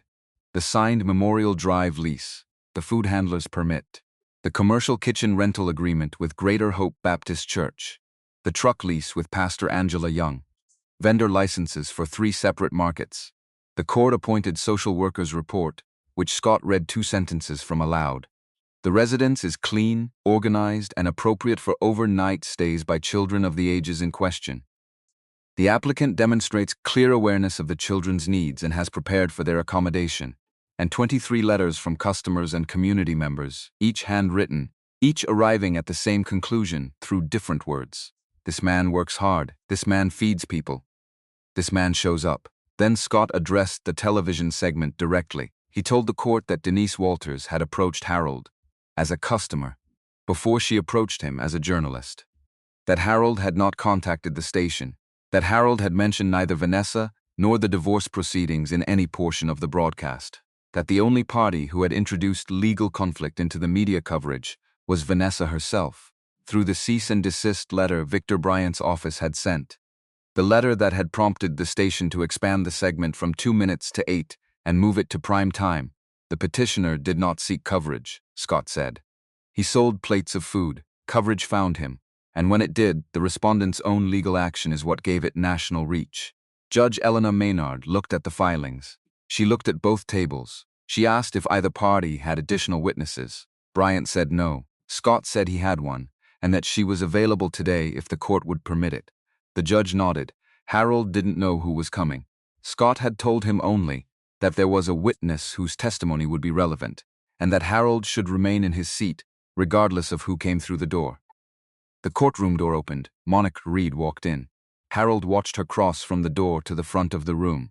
Dark blazer, hands loose at her sides, eyes forward with the expression of someone who has made a decision and passed the point of reconsidering it. 3 weeks earlier, after receiving the bank's notification that Vanessa had withdrawn her name from the mortgage co-signing agreement, without warning, Monica had sat in her car outside her own house for 45 minutes. Then she had called directory information, asked for Atlanta legal aid on Prior Street, and left a message for Scott Hill. Scott had called her back the following morning. They had met that afternoon. Monica took the witness stand. She stated her name. She stated her relationship to both parties. Vanessa's younger sister, known to Harold for the full duration of the marriage and in regular contact with him following the divorce. Scott asked why she had maintained contact with Harold after the proceedings began. She said she had wanted to help. She believed what Vanessa had done was wrong. She had told Harold that and had meant it. Scott asked whether, during the period of her contact with Harold, she had communicated information about him to Vanessa. The courtroom was quiet in the specific way of a room where everyone present understands that the next sentence will matter. Monica looked at the table in front of her for a moment. Then she looked up. Yes, she said. She said Vanessa had instructed her to report on Harold's activities and had made clear that her co-signing of Monica's mortgage would be withdrawn if she refused. She said she'd complied for approximately 5 months. She said the information she provided included details about the food truck business, the timing of the custody filing, the identity of the reporter, and the timeline for the broadcast. Scott asked what had changed. Monica said Vanessa had withdrawn her name from the mortgage co-signing agreement 6 weeks earlier, without warning or communication, because Monica had not forwarded information about the television segment quickly enough to be useful. She said the bank had initiated foreclosure proceedings 11 days after Vanessa removed her name. She said she had lost the townhouse in Smyrna. Then, she said something that wasn't in any document Scott had prepared. It came out in the flat, used-up voice of someone who has already spent all the feeling available on a subject and is left with only the facts. She used me to watch him and then discarded me when I wasn't useful anymore. That's what she does with people. When she decides they've served their purpose. The words landed in the courtroom and stayed there without anyone moving to address them.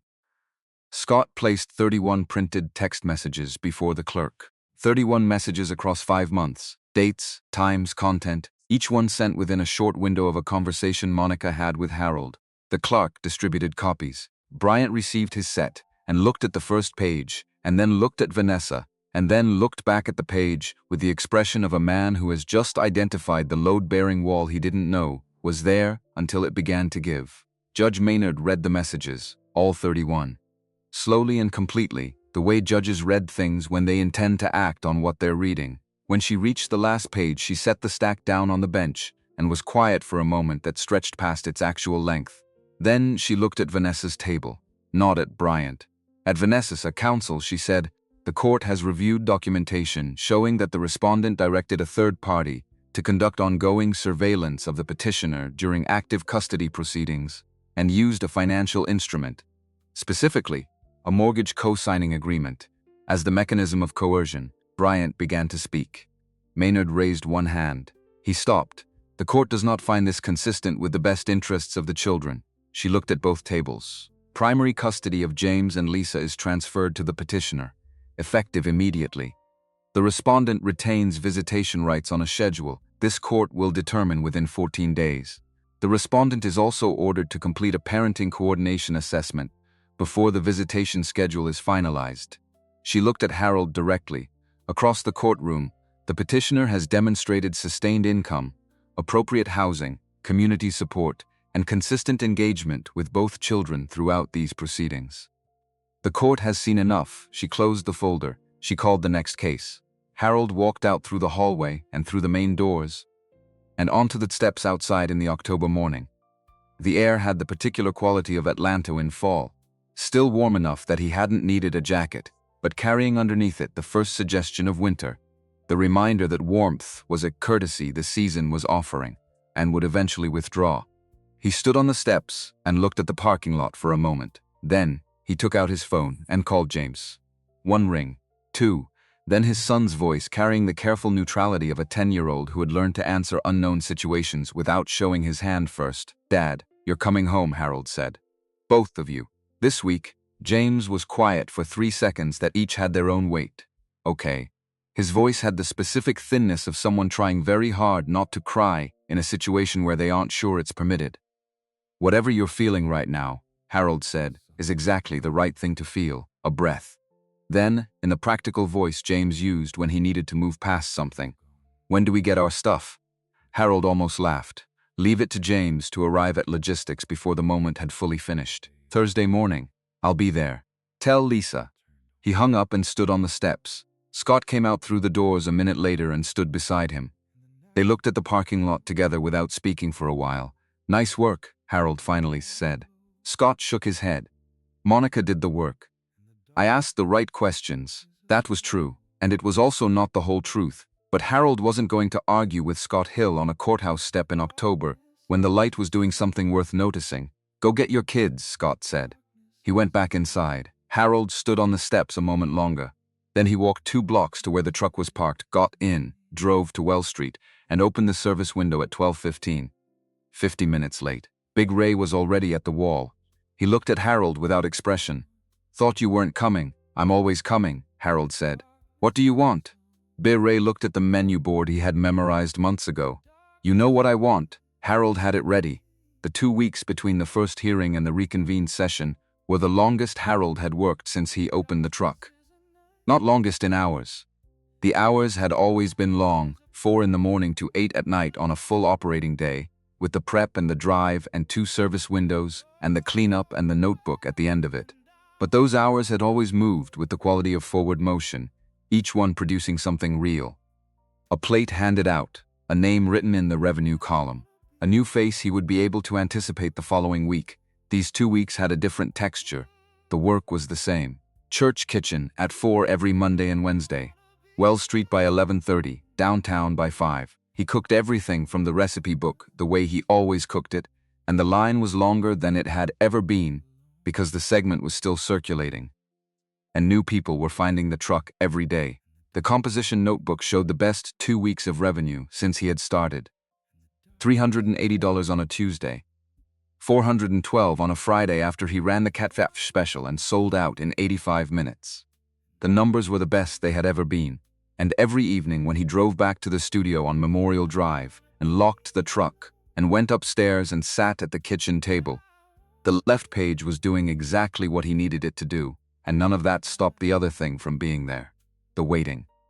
The knowing that 2 weeks from the courthouse steps there would be a room, and a judge, and a folder, and a determination, and that Harold had done everything within his control and was now in the territory of things that weren't. He cooked through it. That was what he had. Beyond the recipes and the handwriting and the margin notes, Raymond had given him something that wasn't a philosophy or a framework or a system of belief. Just the understanding that when the thing pressing on you is too large to address directly, you go to the stove. You take the thing you can control and you work it with full attention until the larger thing resolves itself or doesn't. And either way, you haven't spent the waiting time hollow and useless. You've fed somebody. You've done the work. The hours haven't been wasted. He called James and Lisa every evening at 7:30. James was 10 and had developed the monosyllabic economy of a boy with complicated feel and insufficient vocabulary for them. Lisa was 7 and had no such limitation. She talked for as long as Harold would let her. About school, about her teacher, about the specific injustice of a bedtime that was 30 minutes earlier than some of the other kids in her class. Harold listened to every word. He asked follow-up questions. He let Lisa correct him when he got details wrong, which she did with the satisfaction of someone who has been waiting for exactly this opening. One evening James said something Harold carried through the rest of the 2 weeks without being able to set it down. They had been talking about a school assignment, James answering in the clipped way of someone who considers homework an unreasonable intrusion on his time. And then there was a pause and James said quietly, without preface, "Dad, I told Mom I want to come live with you." Harold was standing at the kitchen counter with the phone against his ear. He didn't answer immediately. He was careful with his words when it came to the children and the custody situation. Careful in the way Scott Hill had specifically instructed him to be. Because children repeat things and things get heard in courtrooms, and the wrong sentence from a parent to a child in an ongoing proceeding can become a data point in an argument you didn't intend to make. But this wasn't a legal question. This was his son telling him something true. "I heard you," Harold said. "That means more to me than I can tell you right now. Let the grown-ups sort out the details. You just worry about being 10. James made the sound he made when processing something. A short exhale through the nose, not quite a laugh. "That's not actually reassuring, Dad." "I know," Harold said. "But it's true.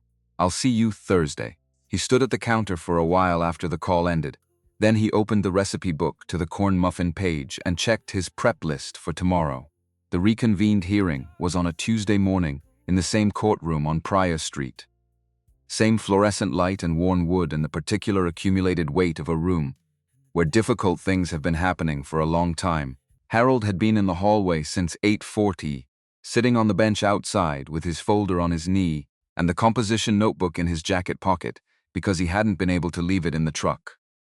Scott Hill arrived at 8:53, coffee in one hand and a legal pad in the other, and sat beside Harold and went through the morning sequence without looking up from the pad. Maynard has the social worker's second report. She has the updated tax filings. She has everything from 2 weeks ago plus what she requested. Scott turned a page. Bryant is going to lead with the same frame. Public exposure equals instability. He has nothing new, so he's going back to what he had. We let him finish. Then the numbers speak. Harold nodded. "Is Monica here?" "Confirmed." Scott looked up from the pad for the first time. "She lost the townhouse. She has nothing left to protect through silence." They went in at 9 o'clock. Harold sat at the left table. Vanessa sat at the right. She was wearing a different suit than the first hearing, dark gray instead of navy, and she looked exactly as composed as she always looked, which Harold had once found steadying, and now understood as the composure of someone who has spent years managing environments rather than living inside them. Victor Bryant went first. He was prepared and skilled at constructing arguments from available materials, and the available materials were the same ones he had been working with for 2 weeks. He presented the segment and the 23,000 followers, and the 3 affiliates that had picked up the footage. He presented the AJC article. He framed each piece with the same word: exposure. Harold was seeking exposure. Harold was building a public platform. Harold was prioritizing visibility over the grounded, private environment that 2 children recovering from a difficult family transition required. It was a coherent argument on its own terms. It just required ignoring everything else. Scott went second. He laid out the updated documents in the same patient sequence as the first hearing: revised revenue figures, the second social worker's report, the lease renewal Harold had signed on the Memorial Drive studio, extending through the end of the following year. He presented a breakdown of the Facebook page activity. 83% of the content was operational: daily location updates, menu changes, hours. The remaining 17% was customer posts Harold had not solicited and could not control. "The petitioner has not built a media platform," Scott said. "He has told customers where his truck is parked. The coverage that followed is a consequence of doing the work well enough that other people noticed. The court should not penalize a man for the quality of what he built." Then Scott requested that Monica Reed be permitted to supplement her testimony from the previous hearing. Bryant objected. Maynard overruled. Monica came forward. She was composed in a way different from Vanessa's composure. Not the composure of control, but of someone who has already done the hard thing and is now simply living on the other side of it. The townhouse was gone. She was in a rental apartment in Decatur. She had nothing left to protect through silence, and nothing left to lose by telling the truth, which meant she could say it without it costing her anything further than it had already cost. Scott asked her to describe in her own words the nature of Vanessa's instructions at the beginning of the proceedings. Monica's voice was level. "She told me that if I didn't keep her informed about Harold, she would remove her name from my mortgage. She didn't present it as a request. She presented it as a condition." Scott asked whether Monica had complied. For about 5 months, Scott asked what she had conveyed to Vanessa during that period. Monica listed it: the truck purchase and its name and location, the custody filing and the attorney, the reporter's name and the filming timeline. Each item delivered without drama, in the same flat factual register, as though reading from a document rather than accounting for what she had done. Scott presented the 31 messages: dates, times, content, each sent within a short window of a conversation Monica had with a Harold. The clerk distributed copies. Bryant looked at the first page for a long moment. Then he set it down. Judge Maynard read the messages the way she had read everything in this case, completely and without expression. When she reached the last one, she placed the stack on the bench and was quiet for a moment that had actual duration. Then she looked at Vanessa. Not at Bryant. At Vanessa directly, with the level attention of someone who has formed a view and is now looking at its subject. "Counsel," she said, "the court has reviewed documentation showing that the respondent directed a third party to conduct ongoing surveillance of the petitioner during active custody proceedings and used a financial instrument as the mechanism of coercion."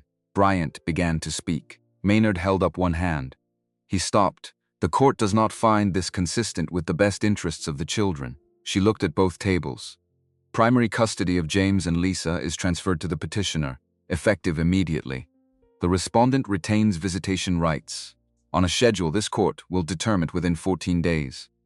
The respondent is also ordered to complete a parenting coordination assessment before the visitation schedule is finalized." She looked at Harold. "The petitioner has demonstrated sustained income, appropriate housing, community support, and consistent engagement with both children throughout these proceedings. The court has seen enough." She closed the folder. She called the next case. Harold walked out through the hallway and through the main doors onto the courthouse steps. He stood in the October morning and looked at the parking lot on Pryor Street. Then he took out his phone and called James. 1 ring. 2. His son's voice, carrying the careful neutrality of a 10-year-old who had learned not to show his hand first. "Dad, you're coming home," Harold said. "Both of you." This week, James was quiet for 3 seconds that each had their own weight. "Okay." The word came out thinner than his son's normal voice. The thinness of someone trying very hard not to cry in a situation where they weren't sure it was allowed. "Whatever you're feeling right now," Harold said, "is exactly the right thing to feel." A breath. Then the practical voice James used when he needed to move past something. "When do we get our stuff?" Harold did laugh this time, quietly to himself. "Thursday morning. Tell Lisa." He hung up. Scott came out through the doors behind him and stood beside him, and they looked at the parking lot together without speaking for a while. "Nice work," Harold finally said. "Monica did the work," Scott said. "I asked the right questions." Harold considered that. True, and not the whole truth. But not worth arguing on a courthouse step in October when the light was doing something worth noting on the asphalt. "Go get your kids," Scott said. He went back inside. Harold stood on the steps one moment longer. Then he walked 2 blocks to the truck, got in, drove to Wells Street, and opened the service window at 12:15. 50 minutes late. Big Ray was already at the wall. "Thought you weren't coming." "I'm always coming," Harold said. "What do you want?" Big Ray looked at the menu board he had long since memorized. "You know what I want." Harold had it ready. The court filing became public record the following week. Harold hadn't publicized it. He hadn't told Denise Walters about the hearing outcome, hadn't called anyone from the press, hadn't posted anything on the Facebook page beyond the daily location updates. The filing was a public record, as all family court filings are in Georgia absent a specific sealing order, and public records are accessible to anyone who knows to look. 2 of Vanessa's business banking clients knew to look because they had been following the story since the television segment. Both were small business owners with existing commercial loan relationships at Vanessa's bank. Relationships built on the premise that the person managing their financial instruments was someone whose judgment and ethics could be trusted. Both had watched the original segment. Both had read the AJC piece. Both had, privately and without coordinating with each other, begun forming a view of Vanessa Carter that they hadn't previously held. The court filing confirmed that view in specific, permanent language. It described a woman who had used a family member's financial vulnerability as a tool of coercion, who had directed ongoing surveillance of her ex-husband during active legal proceedings, who had attempted to suppress news coverage through legal intimidation. The filing didn't call it control. Courts don't use that word. It used the language available, a pattern of behavior inconsistent with the children's best interests. But anyone reading it could translate. The construction supply client called the bank on a Monday. He didn't ask for Vanessa. He asked for a senior relationship manager and said how he wanted to discuss transferring his commercial account to a different institution. He gave no specific reason. He said his needs had changed. The medical billing client sent an email on Wednesday requesting a transition of her lending relationship. She was more direct. She said she had read the public filing associated with Vanessa Carter's divorce and custody case and did not feel comfortable maintaining a financial relationship with someone about whom a court had made those particular findings. Vanessa lost both accounts in the same week. The combined annual fee value was $370,000. Bank did not fire her. They reassigned the accounts and said nothing official. But professional reputation in commercial banking runs on trust, and trust is not recoverable from a public court record the way a credit score can be recovered or a financial disclosure can be amended. Word moved the way it moves in professional communities, faster and more permanently than anyone anticipates. Two clients became a conversation at a professional event in November. The conversation became a general understanding within the network where Vanessa had operated. Nobody called her to say this was happening. Nobody sent a formal notification. She found out the way people find out when a professional community decides it is done with them.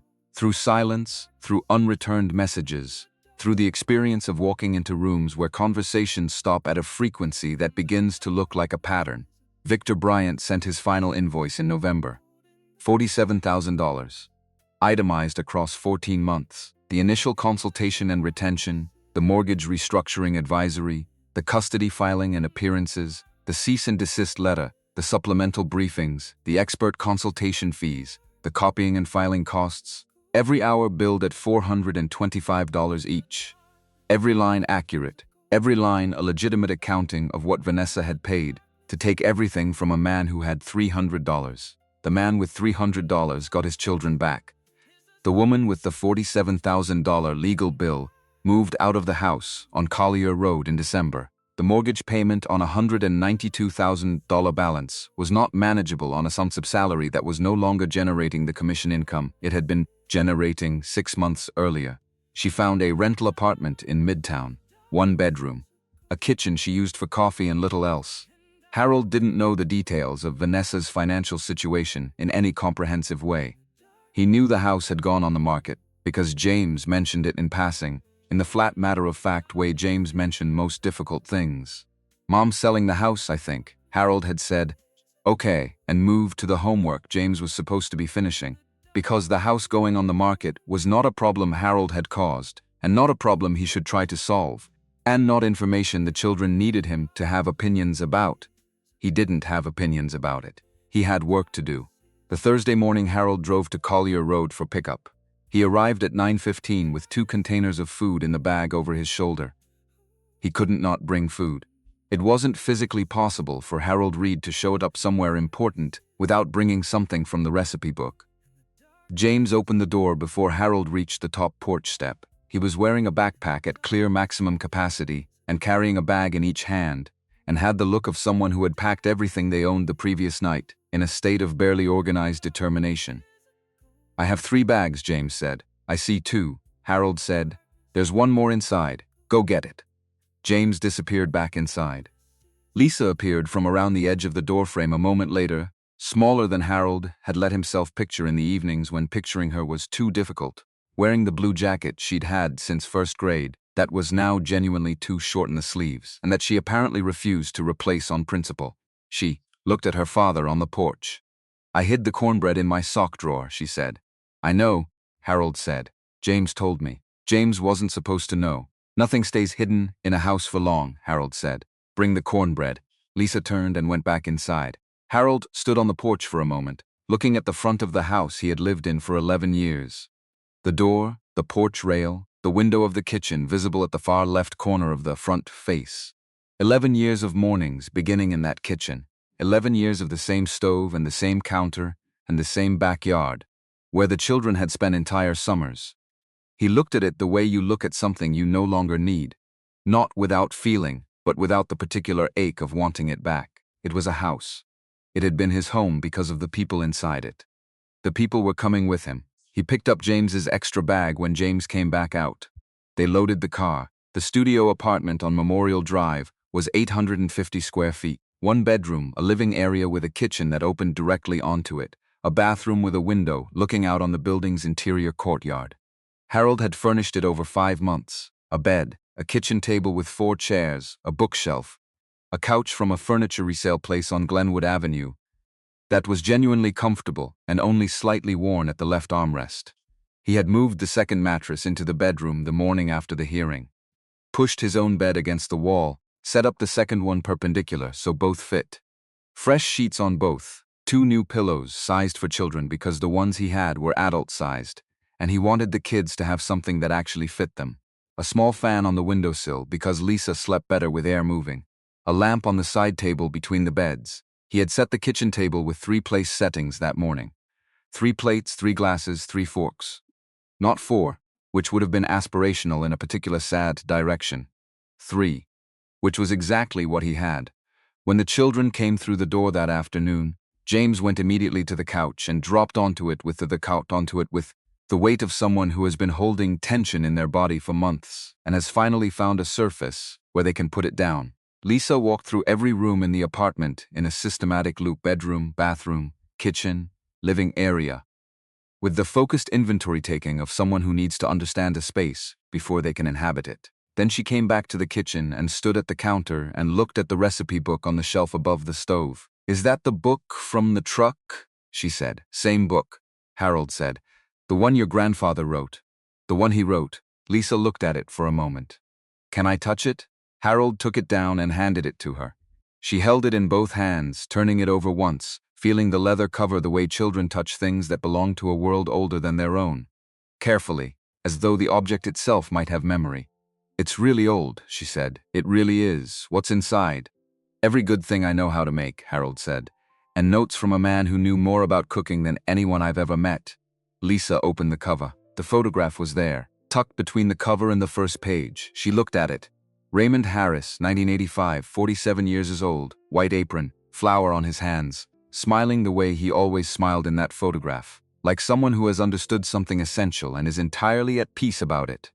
"Who is he?" Lisa asked. "That is the man who taught me everything I know," Harold said. "His name was Raymond Harris. He was my grandfather.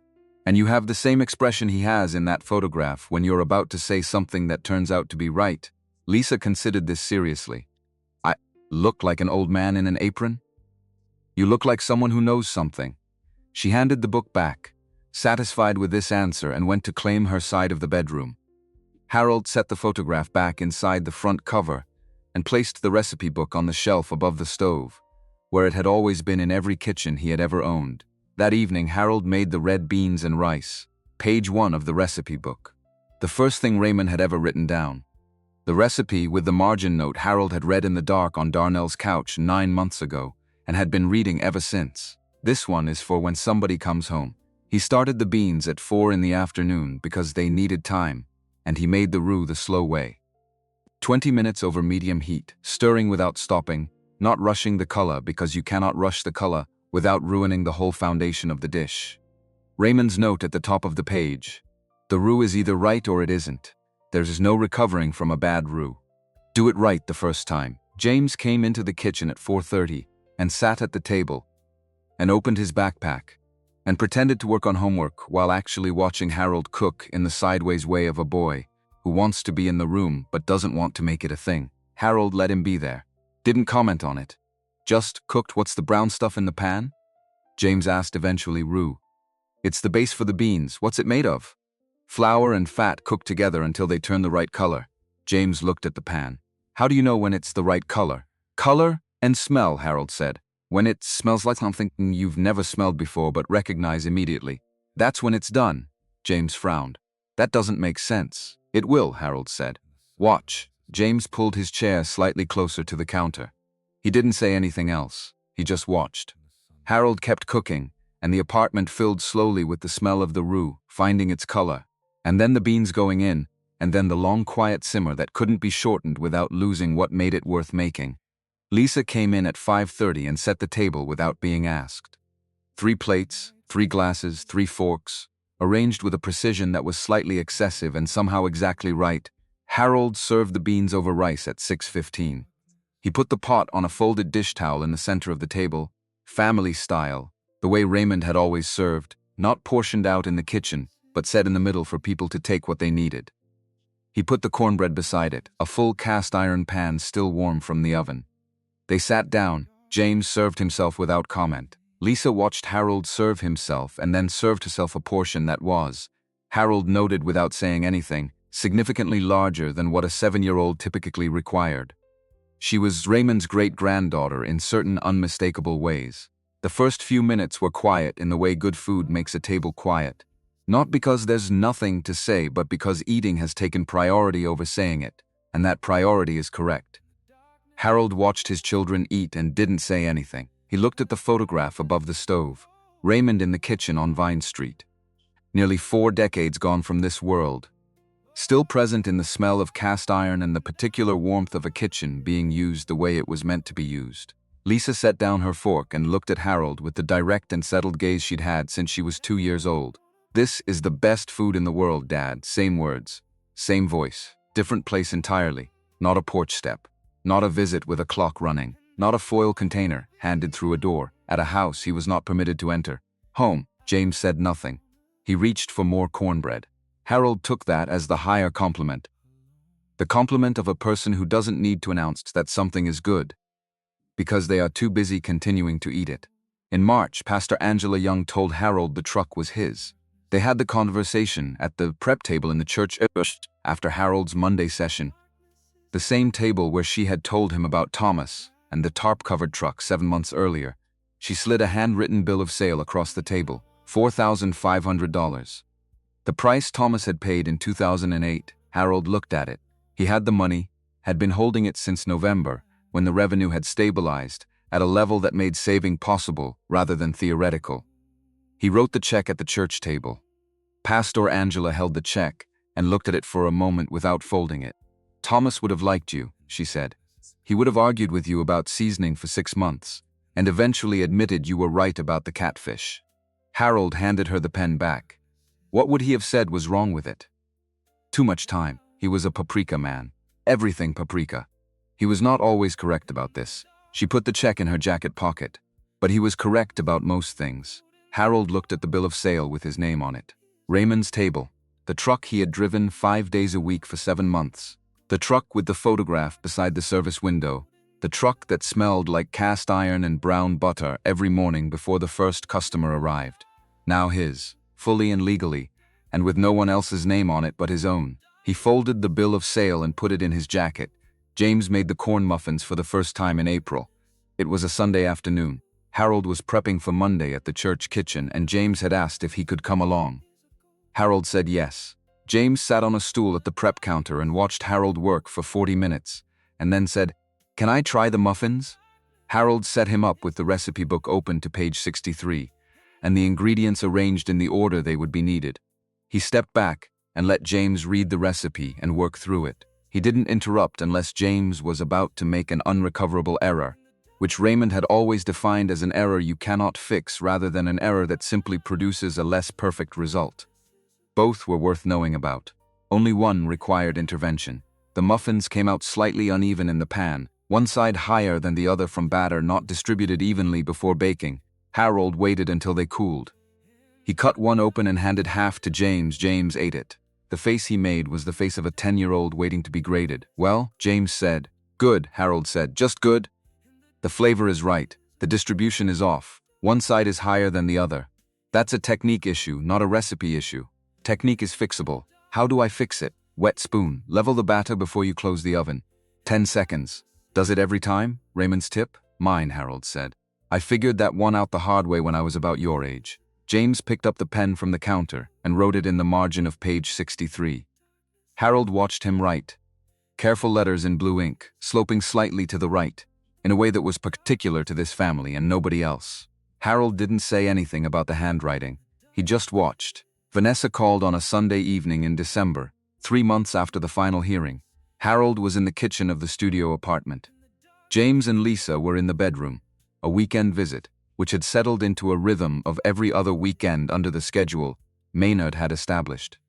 Harold had been generous about additional time when Vanessa requested it, and the logistics worked, because the children didn't benefit from him being rigid and because generosity cost him nothing, and demonstrated to both James and Lisa something about how disagreements between adults be handled without weaponizing the people caught between them. The phone screen showed Vanessa's name. Harold stood at the counter and looked at it. The beans were on the stove. The recipes book was open to page 12.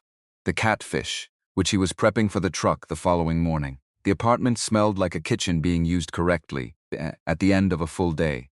He looked at her name through 3 rings. Then he set the phone face down on the counter. He let it ring until it stopped. He didn't turn it over until it had gone to voicemail, and the screen had gone dark, and the apartment had settled back into the sounds of the stove and the low murmur of the television from the bedroom, where his children were watching something before bed. He listened to the voicemail the following morning in the truck, before he opened the window on Wells Street. Vanessa's voice had a quality he hadn't heard in it before. Not distress, but something compressed. Something being managed more actively than usual. She said she wanted to talk. She said there were some things she needed to say. She said she would appreciate a return call. Harold sat in the cab for a moment after the voicemail ended. Then he put the phone in the glove compartment and opened the service window. He didn't call back. Not that day, not the following week. He wasn't being vindictive. Vindictiveness requires a certain heat he didn't feel, a satisfaction in withholding that he had no interest in. He simply had nothing to say to Vanessa Carter that needed to be said. The legal process had concluded. The children were being raised. The recipe book was on the shelf. The truck was on the street with the window open and the burners lit. There was nothing left in that conversation that would serve anyone. Vanessa called James the following day. James was at the kitchen table doing actual homework. The laptop as cover habit had faded once the anxiety that had produced it faded along with it. Harold was at the stove doing the prep for Wednesday's menu. Lisa was at the table beside her brother, working on a project about weather patterns that had devolved pleasantly into cutting cloud shapes out of blue construction paper and arranging them on poster board by aesthetic preference rather than meteorological accuracy. James's phone buzzed. He looked at the screen. He picked up, "Hey, Mom." Harold kept his attention on the stove. The call was brief. Harold could hear the murmur of Vanessa's voice without the words. James said, "Yeah, twice and okay, once and then." "I don't know, Mom. Dad's making dinner, I should probably help." A pause. "Yeah, okay. Bye." He set the phone on the table. Harold waited. "She asked if she could call more often," James said. "I said I'd think about it." Harold turned around. "What do you want to do?" James looked at the table. "I don't know yet." "That's a fair answer," Harold said. "Take the time you need. It's your call to make." James nodded. Then, after a moment, "What are you making?" "Chicken. And I need someone to stir the roux." James pushed back his chair and came to the counter. Harold handed him the wooden spoon, the one he'd had since Memphis, the one that had survived every apartment, and both houses and the couch on Glenwood Avenue, and was now docker at the handle from years of use, a patina that belonged entirely to Harold's grip. James took it and looked into the pan. "What color is it supposed to be?" "It'll tell you," Harold said. "Watch it. Don't look away." James watched. Harold stood beside him without directing, without correcting, just present in the way Raymond had been present during the Saturday mornings on Vine Street. Not teaching by instruction, but teaching by proximity, by the simple fact of being there while the right thing happened.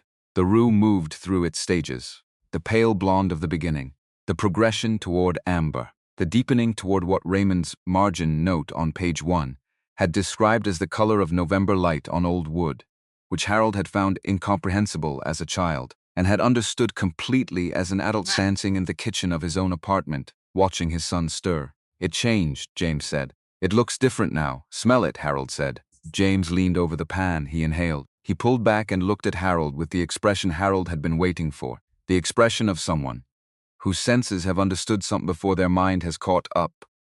"I've never smelled that before," James said. "You've smelled it every time I made the beans," Harold said. "You just didn't know what you were smelling until right now." James looked at the roux. "That's the thing you said about, where you recognize something you've never had before." "That's the thing," Harold said. James stirred. The motion was slightly stiff, the grip a little too tight, the way it always is the first time a person does something their hands haven't learned yet. "Loosen your grip," Harold said. "You're working against it. It doesn't need to be forced. It needs to be moved." James adjusted. The motion smoothed. "Better," Harold said. They stood at the stove together, James stirring and watching the color. Harold beside him with his hands loose at his sides, the apartment filling with the smell of the roux, finding what it was supposed to become. Lisa looked up from her cloud arrangement and assessed the situation. "Can I learn next?" "You'll learn next," Harold said. "James goes first because he's older." "That's Raymond's rule?" "Raymond's rule," Harold said. "Older ones go first so the younger ones have someone to learn from who isn't only the teacher." Lisa thought about this with the focused deliberateness she applied to everything. So, eventually James teaches me? Eventually James teaches you. What if he teaches it wrong? Then you come back to me and we fix it. Harold looked at his son. That's also Raymond's rule. Lisa went back to her cloud project. James stirred, the roux held its color pot. The apartment smelled like every Saturday morning Harold had spent beside Raymond while the neighborhood came to the porch table and ate and went on with their lives. Not the smell of a recipe. The smell of something being handed from one person to the next across time, across loss, across the specific kind of distance that exists between a grandfather and his grandson, and the grandson's children in a kitchen. None of them share, but all of them inhabit in the ways that matter. Raymond's table had a regular Thursday spot by the following February. A new location Harold had identified when a catering company vacated a commissary on Cascade Road, and the parking lot became available for vendors on a rotating schedule, noon to 2.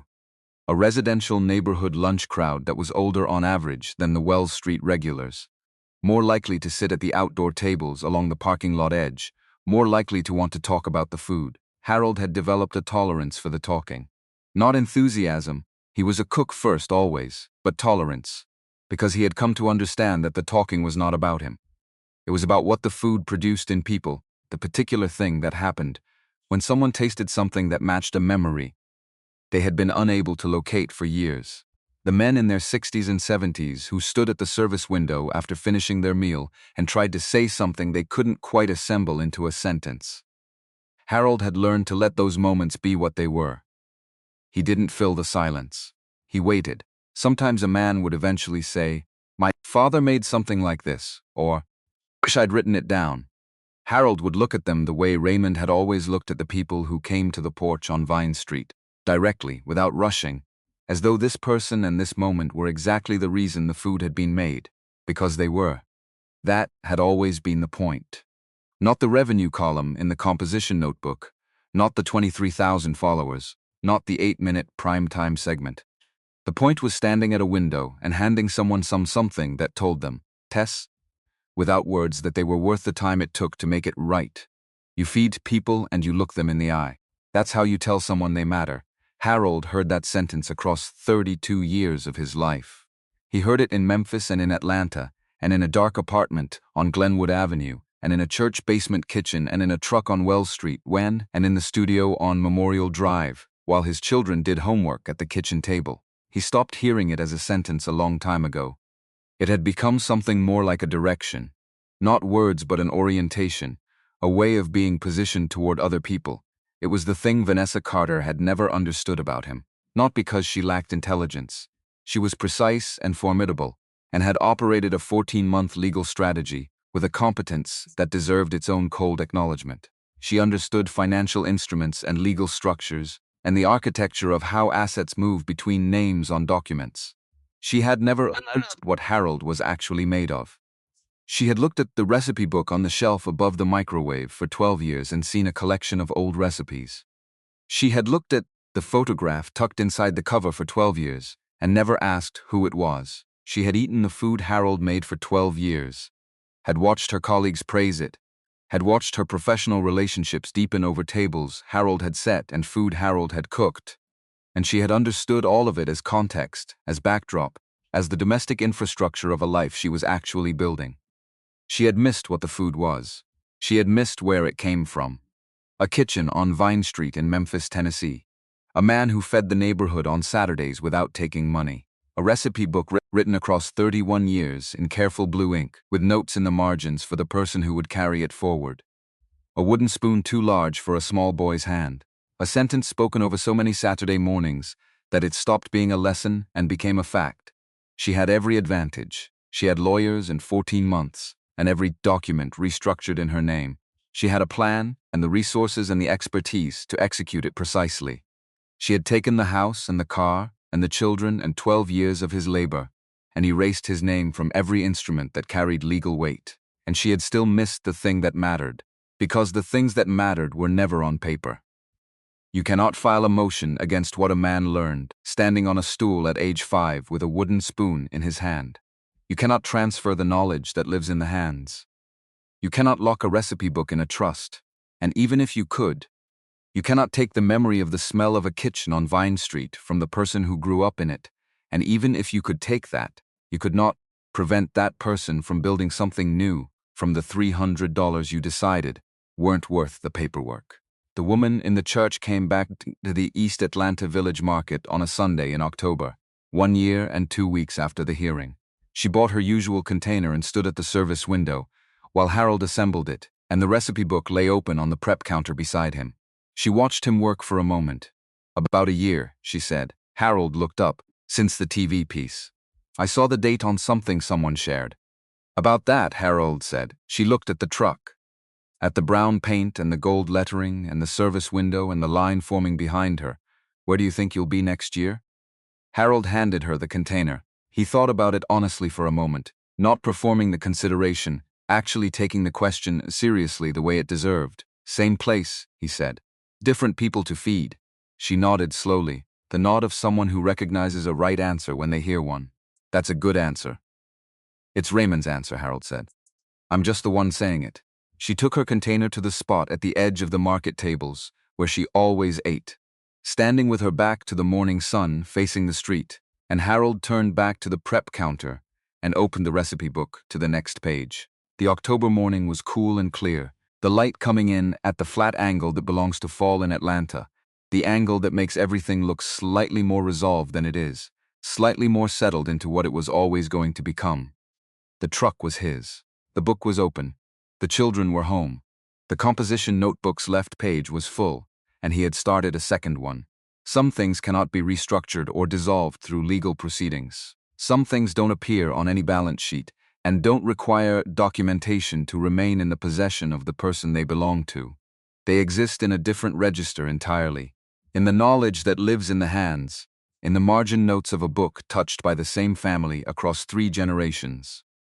In the understanding passed from a grandfather to a grandson on a Saturday morning in Memphis and carried forward into a kitchen in Atlanta where 2 children were learning, one wooden spoon at a time, what it means to feed people and look them in the eye. She thought she left him with nothing. She left him with everything, because the one thing she never understood, the thing she could not take because she had never learned to see it, was where he came from, and where you come from when it's real, when it's the kind of thing written down in blue ink and handed across generations, is something that follows you into every room you enter for the rest of your life, not as weight, as foundation.